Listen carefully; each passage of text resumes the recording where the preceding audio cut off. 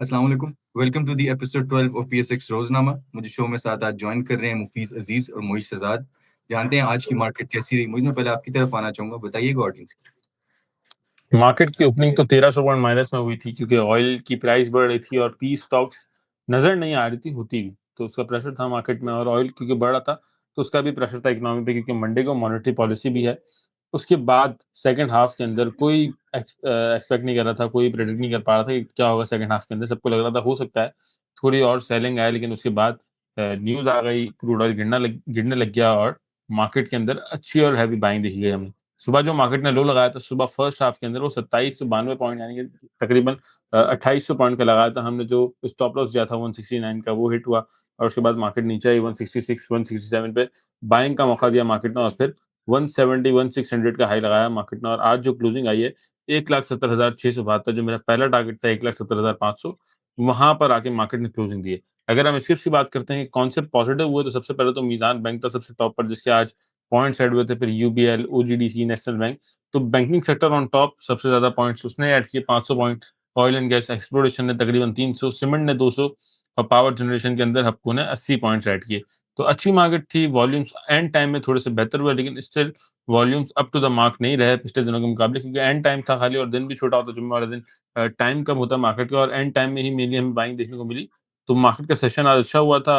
अगला दिन जो डिपेंड करेगा वो सिर्फ और सिर्फ न्यूज के ऊपर करेगा। न्यूज जिस तरह की आएगी उस तरह से मार्केट रिएक्ट करेगी आने वाले वीक के अंदर।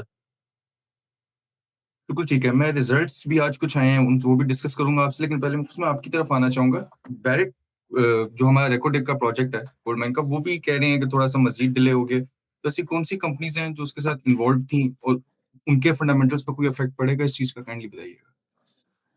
अच्छा, देखिए जो रेकोडेक का प्रोजेक्ट है, वो जब हमारे रीजनल टेंशन हुई थी और इवन हमारे इंटरनल एक सिक्योरिटी कंसर्न आया था, तो तब प्रोजेक्ट डिले की खबरें आ गई थी और उन्होंने कंफर्म किया था कि प्रोजेक्ट थोड़ा डिले है। अब ओजीडीसी भी है इस प्रोजेक्ट में, पीपीएल भी है, लेकिन ऐसे कोई प्रॉब्लम नहीं है क्योंकि देखें, आपका रेकॉर्ड एक रिज्यूम होना है, स्टार्ट होना है, so there plenty of things जो आगे फ्यूचर वर्क में कंसीडर होंगी। आज की हम बात करेंगे तो आज आप ओजीडीसी को उसकी फेस वैल्यू पे इस तरह लेंगे, डेफिनिटली आप उसको डिस्काउंट भी तब करेंगे कि आगे फ्यूचर अर्निंग में कंपनी किस तरह ग्रो करेगी। लेकिन डिले होना कोई ऐसे कोई प्रॉब्लम वाली बात नहीं है। प्रोजेक्ट कोई खत्म नहीं हो गया, कोई क्लोज नहीं हो, तो ये तो अभी रीजनल टेंशन है। अब आपकी ऑयल की सप्लाई भी डिस्टर्ब हो रही है, आपका ऑयल भी महंगा हो रहा है, तो ये तो एक कोई भी कोविड आया था तो उसकी इम्प्लीकेशन हमने देखी थी, एक वॉर स्टार्ट हो गई तो उसकी भी इम्प्लीकेशंस तो आएंगी ना। तो कोई प्रॉब्लम नहीं है। बल्कि ओजीडीसी को तो अपनी सेपरेटेड के प्लान के अंदर जो पेमेंट थी वो भी 7.7 बिलियन की रिसीव हुई है। तो जो एक फ्रंट है वो एक सही तरीके से चल रहा है। बाकी दूसरे फ्रंट पे जैसे ही चीजें बेहतर होंगी, जैसे मुझे आपको बताया कि पी स्टॉक की अब बात आ रही है कि ओवर द वीकेंड प्रॉब्लम हो जाए, साफ बात है। Let's see, we are very hopeful इंशाल्लाह कि बेहतर हो। जब ये चीजें कंक्लूड हो जाएंगी तो उसके बाद ये सारी चीजें फिर वापस रिज्यूम भी होंगी। ऐसा नहीं है कि सब चीजें स्टॉल हो जाएंगी, स्टैंड स्टिल पे रहेंगी, ऐसा नहीं होगा। इंशाल्लाह चीजें रिज्यूम हो जाएंगी। बिल्कुल ठीक है। मैं आपको वापस आऊंगा जियोपॉलिटिकल जो टेंशन चल रही है उनको लेकर। मुझे मैं आपकी तरफ आना चाहूंगा। आज रिजल्ट्स आए हैं कुछ कंपनीज के, फौजी सीमेंट, एफसीईपीएल और फातिमा फर्टिलाइजर्स, इनके बताएं। जी, फौजी सीमेंट का जो रिजल्ट आया है उसके अंदर अगर हम देखते हैं तो अर्निंग्स की मैं आपको बता दूं, 1 रुपये 41 पैसे की एक क्वार्टर की अर्निंग आई है। पिछले साल 87 पैसे थी, तो इसकी अर्निंग्स भी इंक्रीज हुई है फौजी सीमेंट की। और पूरे 9 महीने के अंदर 4 रुपए और तकरीबन 40 पैसे की अर्निंग आई है। एनुअलाइज समझ लें आप, 6 रुपए करीब की अर्निंग है और 50 रुपए के पास का रेट है। तो रेट अर्निंग वाइज ओके है, अच्छा है, बेहतर रिजल्ट है इसका। तो और ग्रुप भी सबको पता है, कल हमारी बात भी हुई थी फौजी सीमेंट में, कल रात का जो हमारा बल्कि यही प्रोग्राम के अंदर बात होती है हमारी। तो फौजी सीमेंट अच्छा है इन्वेस्टमेंट के लिए, जो करना चाहे लॉन्गर रन के लिए स्ट्रॉन्ग कंपनी है, वो बड़ी बन जाएगी, कैपिटल गेन आपको अच्छा मिल जाएगा। इसके बाद फातिमा फर्टिलाइजर का रिजल्ट आया है, जो कि मुझे पर्सनली इतना कोई खास और अट्रैक्टिव नहीं लगा। सबको पता है सेल्स गिर रही है फर्टिलाइजर की, तो इसकी भी सेल्स कम हुई है। पहले 42 अरब की सेल थी और इस बार सिर्फ 28 अरब की सेल है। तो सेल्स के अंदर मेजर हमें हमें करेक्शन दिखी गई है। सेल इसकी अच्छी खासी कम हुई है, इंटरेस्ट पेमेंट्स भी इसने थोड़ी कम की है इस बार। और नेट प्रॉफिट 4 अरब का हुआ है, जबकि पहले 8 अरब का प्रॉफिट। तो तकरीबन 50% इसकी अर्निंग्स गिर चुकी हैं। क्वार्टरली 2 रुपए की अर्निंग आई है और 8 रुपए की अर्निंग बनती है पूरे साल की। तो अभी अगर अर्निंग देखते हैं और जो प्राइस अर्निंग मल्टीपल देखते हैं हम, तो महंगा लग रहा है फातिमा फर्टिलाइजर। अगर दूसरी फर्टिलाइजर की कंपनीज हो तो वो ज़्यादा बेहतर रेट पर मिल रही हैं इसके अलावा। और फ्राइजलैंड कैंपेना जो एंग्रो फूड्स है, जिसकी हमारी इंशाल्लाह वीडियो भी सून आने वाली है एनालिसिस की, फंडामेंटल एनालिसिस की, तो उसका भी रिजल्ट आया और बहुत ही शानदार रिजल्ट आया। उसके ग्रॉस प्रॉफिट मार्जिन बहुत बेहतर हो गए हैं और जो न्यूज़ चल रही है, जो सर्कुलेशन जो टैक्स 18% से वापस से 10% लाया जाएगा अगर हो सकता है इस बजट के अंदर, तो उससे और भी अच्छा इम्पैक्ट आएगा। और ऑलरेडी आज का जो रिजल्ट है वो भी बहुत शानदार आया है। ₹2.41 की इसकी अर्निंग आई है 1 क्वार्टर की, जबकि पिछली बार ₹1.42 की थी। और पिछले पूरे साल की अर्निंग भी ₹3.5 थी और इसने ₹2.5 1 क्वार्टर में कमा लिए हैं। तो फ्राइज़ लैंड जो है वो बहुत अच्छा रिटर्न दे सकती है कैपिटल गेन की सूरत में। लेकिन इन्वेस्टमेंट स्टिल मैं रिकमेंड नहीं करूँगा स्विंग के लिए अगर करनी हो, या फिर कोई इन्वेस्टमेंट उस तरह के स्क्रिप्ट में करना चाहता हो जिसके अंदर आप रिस्की भी हो थोड़ा लेकिन कैपिटल गेन के ज़्यादा अच्छे चांसेस हों, तो अपने कैपिटल का 2-3% 5% तक इन्वेस्ट कर सकते हैं फ्राइज़ लैंड कैंपेना के अंदर। बिल्कुल ठीक है। मुफीज़, हम डेली सुनते हैं कि कोई ना कोई प्रोग्रेस यूएस ईरान जो पीस टॉक्स हैं उनको लेके हो रही हैं, लेकिन हमने मार्केट को भी देखा कि मार्केट ने भी पॉइंट्स गेन किए, दूसरे दिन लूज़ कर दिए। उसकी एक वीक इन्वेस्टर सेंटिमेंट की बहुत बड़ी रीज़न ये भी है कि जो यूएस ईरान टेंशन्स चल रही हैं, वो काफ़ी ज़्यादा प्रोलॉन्ग हो रही हैं। लेटेस्ट हमारे पास क्या है इन पीस टॉक्स को लेके और लेटेस्ट प्रोग्रेस अगर आप बता सकें? मैं आपको बिल्कुल बताता हूँ। देखिए, मंडे को मॉनेटरी पॉलिसी है, करेक्ट? और आपको पता है कि ये बातें भी आ रही हैं कि शायद इंटरेस्ट रेट 50 बेसिस पॉइंट से बढ़ जाए, शायद 100 बेसिस पॉइंट से बढ़ जाए और शायद अनचेंज रहें। देखिए, इंटरेस्ट रेट चाहे 50 बेसिस पॉइंट बढ़े, चाहे 10 बेसिस पॉइंट बढ़े या 100 बेसिस पॉइंट बढ़े, इंटरेस्ट रेट बढ़ना is not good for the stock market. मैं कहता हूँ लाइट से लाइट इम्पैक्ट होगा, बट अगर आप इसको बड़े पर्सपेक्टिव में कैलकुलेट करते हैं तो इसलिए कि आपका पैसा तो मूव होगा ना। अगर 10.5 से भी आपका 11% भी हो जाएगा, तो फिर भी कोई बहुत सेलिब्रेट करने वाली चीज़ तो नहीं है। लेकिन फिर भी आज आपने देखा कि लास्ट कुछ मिनट्स में बाइंग आई, नोइंग के हो सकता है इंटरेस्ट रेट बढ़ जाए। स्टिल लोगों ने बाय किया क्योंकि उनको ये कॉन्फिडेंस आया कि पी स्टॉक्स जो हैं वो शायद कंक्लूड हो जाएंगी। वापस एक सिग्नल मिला कि पी स्टॉक्स हो रही हैं। ईरान का भी डेलीगेशन आ जाएगा, यूएस का भी आ जाएगा एंड शायद ओवर द वीकेंड कुछ चीज़ें होने लग जाएँ। तो आप ये देखें कि इंटरेस्ट रेट आपका मंडे को है, मॉनेटरी पॉलिसी है, रिजल्ट्स भी अच्छे आ रहे हैं। लेकिन अभी भी सब जो चीज़ को आए कर रहे हैं, वो आपकी पी स्टॉक्स हैं। तो इसका मतलब ये चीज़ें ज़्यादा इंपॉर्टेंट हो गई हैं। तो आपने भी अभी इस चीज़ को डेवलपमेंट्स को देखते रहना है। एंड एक सिमिलर पैटर्न जो मैंने काफ़ी सारी वीडियोज़ में बताया कि जब भी वीकेंड आता है, तब जो है ना हलचल शुरू हो जाती है। तो बस इस वीकेंड पे आपको हलचल ही नज़र आएगी, बयानबाज़ी भी नज़र आएगी, डेलीगेशन आ रहा है, जा रहा है, कन्फर्म हो रहा है, नहीं हो रहा है, ये सब चीज़ें हमने अब तो एक प्रैक्टिस बन गई है। आप टेक्निकल्स जब यूज़ करते हैं ना स्टॉक मार्केट में, आप कहते हैं इस सपोर्ट से आके टकरा रहा है, तो उसका एक पैटर्न बन गया है। या आप अगर स्टॉक को रेगुलरली देखते हैं बगैर टेक्निकल्स के, तो आप कहते हैं स्टॉक की ये चाल हो गई है। तो अब हमें इस पी स्टॉक की भी चाल समझ आने लग गई है, जो ओवर द वीकेंड ही सारी डेवलपमेंट होती है।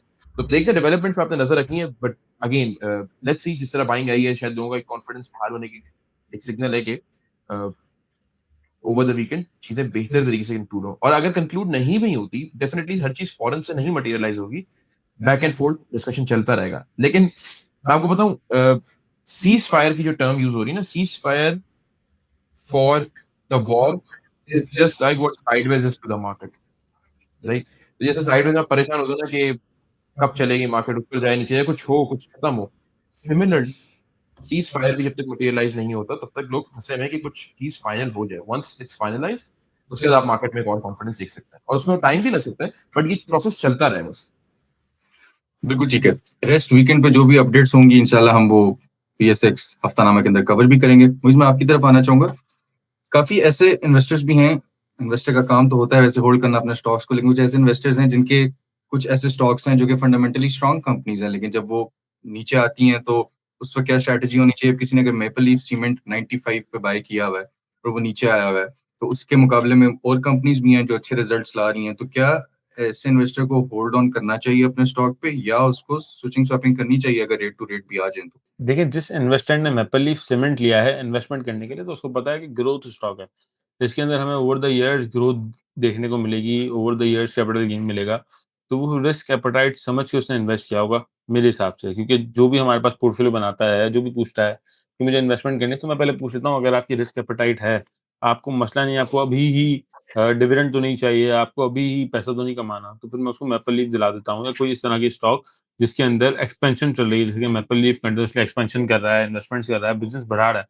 अभी तक सेटल डाउन नहीं हुआ। जैसे कि अगर लकी सीमेंट की हम बात करते हैं, तो वो सेटल्ड कंपनी है, एक सेटल्ड इसका बिज़नेस चल रहा है। अपने बिज़नेस के अंदर कोई और एक्सपेंशन नहीं कर रहा, सिंपल बिज़नेस चल रहा है। दूसरी-दूसरी इंडस्ट्रीज़ के अंदर बड़ा ग्रुप ऑफ कंपनी बन चुका है वो। ठीक है? तो वो उसके अंदर इन्वेस्टमेंट करता है, जो एक्चुअल इन्वेस्टर होता है, जिसको सिर्फ डिविडेंड चाहिए होता है कुछ ना कुछ, और slow over the years capital gain चाहिए होता है। अब इसको छक्का लगाना होता है, यानी कि बहुत तगड़ा रिटर्न चाहिए होता है साज़गार की तरह। तो वो इसी तरह की कंपनी के अंदर इन्वेस्टमेंट करते हैं। साज़गार की तरह तो अभी नहीं, साज़गार तो once in a blue moon हो जाता है कि इतना परसेंट रिटर्न दे दिया, और किसी ने इतना परसेंट रिटर्न लिया भी नहीं होगा मेरे हिसाब से। अगर 100,000 बंदों के पास साझेदार होंगे तो उनमें से 1-2 ही होंगे जिन्होंने 200 या 100 के नीचे लेके 2,000 पे बेचा। कोई इतना वेट नहीं करता, किसी के अंदर इतना सब्र भी नहीं है। तो मैपल लीफ इस तरह का स्टॉक है जो अगर अभी यहाँ लेता है और ओवर द 5 इयर्स दिखता है तो उसका जो पैसा है वो परसेंटेज में ग्रो नहीं करेगा, मल्टीप्लाई होगा उसका पैसा अगर इन्वेस्ट करता है। तो आई थिंक उसने सोच के लिया हुआ है, अगर ये तो होल्ड करे, अगर ये नहीं सोचा था और ले लिया है उसने तो शिफ्ट भी कर सकता है दूसरी अच्छी सेटल्ड कंपनी के अंदर। बिल्कुल ठीक है। मुफीस, मैं आपकी तरफ आना चाहूंगा रिफाइनरी सेक्टर को लेके। कुछ दिनों पहले हमने आपसे उसका एनालिसिस भी लिया था छोटा सा। थोड़ा सा बताइएगा कि आज अटक रिफाइनरी को भी हमने अच्छे खासे पॉइंट्स गेन करते देखा। कैसे देखते हैं रिफाइनरी सेक्टर को, खुसूसन अटक रिफाइनरी? अच्छा, मैंने जब ये आपने जो बताया रिफाइनरी सेक्टर को मैंने कवर किया था, तो ये हमारे रोज़नामा के एपिसोड में आपको मिल भी जाएगा, थंबनेल पे भी लगा हुआ है रिफाइनरी सेक्टर। मैंने कोशिश की मैं एक्सप्लेन भी कर दूँ और उसमें मैंने ये बताया था, कि जब साइक्लिकल होता है ना और जब रिफाइनरी का मैंने वर्किंग समझा दी थी और उसमें मैंने बताया था कि अटक रिफाइनरी में आपको कैपिटल गेन के चांसेस मिल सकते हैं। डिस्पाइट कंसिडरिंग कि अटक लोगों को लगता है कि महँगा है, ठीक है, लेकिन अगर आप उसको एक पूरे फंडामेंटल के हिसाब से लेके चलें, जहाँ से वो चला है वहाँ से डेफिनिटली महँगा हुआ है, क्योंकि वो बढ़ गया ना। जब भी कोई चीज़ बढ़ जाती है उसके अंदर रिवॉर्ड का रेशियो कंपैरेटिवली कम होता है, क्योंकि वो बढ़ चुकी होती है और रिस्क का आपको एलिमेंट ज़्यादा नज़र आता है। मिसाल के तौर पे जैसे सासगर की मूवी से मिसाल दी ना, तो सिमिलरली जो 2000 में सासगर लेगा उसका रिवॉर्ड रेशियो कंपैरेटिवली कम होगा, भले ही वो 4000 का हो जाए, लेकिन वो जो ₹60 से चलना शुरू हुआ, उसमें आपके पास रिवॉर्ड का चांस ज़्यादा, रिस्क का रेशियो कम था। सिमिलरली अटक रिफाइनरी मैंने आपको बताया था कि एक कैश रिच कंपनी है, ऑपरेशंस अच्छे हैं, रिफाइनरी सेक्टर में बड़ा ग्रुप बड़ा है, बाकी सारी चीज़ें भी बताई थी। आज हमने देखा रिफाइनरी सेक्टर में चला तो अपना वो सेक्टर का बड़ी कंपनी चली। तो रिफाइनरी सेक्टर में अटक रिफाइनरी इज़ टॉप पिक। अगर आप रिफाइनरी में रखना चाहते हो, आप चाहते हैं कि कुछ कैपिटल गेन मिले, तो आप अटक रिफाइनरी को अपने पोर्टफोलियो में रख सकते हैं। लेकिन अगेन अब यहाँ से जब वो चलेगा, यहाँ से भी आपको गुंजाइश है कि वो बढ़े। लेकिन जहाँ से वो चलना शुरू है, वहाँ से अब आपका रिवॉर्ड कंपैरेटिवली कम। बिल्कुल ठीक है मुफीस। रिफाइनरी सेक्टर के अंदर हम देखते हैं तो जहाँ पे अटक रिफाइनरी की जो शेयर प्राइस चल रही है वहां पे हमारे पास सिनर्जी भी है। दूसरी साइड पे जब भी कोई रिफाइनरी सेक्टर के अंदर इन्वेस्ट करता है तो वो एक फैक्टर जरूर आता है कि यार इसकी प्राइस, और वो एक प्राइस फैक्टर जरूर होता है। तो अटक रिफाइनरी अंडर वैल्यूड है, ओवर वैल्यूड है इन्वेस्टमेंट के लिए अगर रिफाइनरी सेक्टर के अंदर की जाए, या we have other options as well for a sound investment? मैं बताता हूँ, देखिए क्योंकि जब आपका सेक्टर साइक्लिकल होता है ना, अभी अगर आप बुक वैल्यू के हिसाब से देखेंगे तो आपको अंडर वैल्यू नज़र आएगा tech refinery. But then again आपको कैपिटल का गेन के चांसेस मिल सकते हैं। लेकिन अगर आप सिर्फ प्राइस पे गेज करेंगे ना, तो देखिए अटक रिफाइनरी अभी भी being the top leader in the refinery sector आपको अच्छे रेट पे आप कंसीडर कर सकते हैं कि बुक वैल्यू से नीचे मिल रहा है। लेकिन उसके अगेंस्ट जब आप देखते हैं, आपको सिनर्जी भी है, आपके पास पाकिस्तान रिफाइनरी भी है, आपके पास नेशनल रिफाइनरी भी है। मिसाल के तौर पे आप सिनर्जी की मिसाल ले लें। अगर रिफाइनरी सेक्टर रुक जाता है, मिसाल के तौर पे रिफाइनरी पॉलिसी की खबर है और पूरा सेक्टर चले और कोई चीज़ मटेरियलाइज़ ना हो और सेक्टर रुक गया। अटक रिफाइनरी अपने आप को सँभाल लेगा, लेकिन सिनर्जी से लिक्विडिटी खत्म हो जाएगी। क्योंकि वो ट्रेडिंग वाला ज़्यादा है। अगर आपको कैपिटल गेन फॉरेन क्विकली चाहिए, चाहिए आपको कोई ना कोई एक्टिविटी मिलती है, तो उसमें आपको सिनर्जी, नेशनल रिफाइनरी मिल जाएँगे।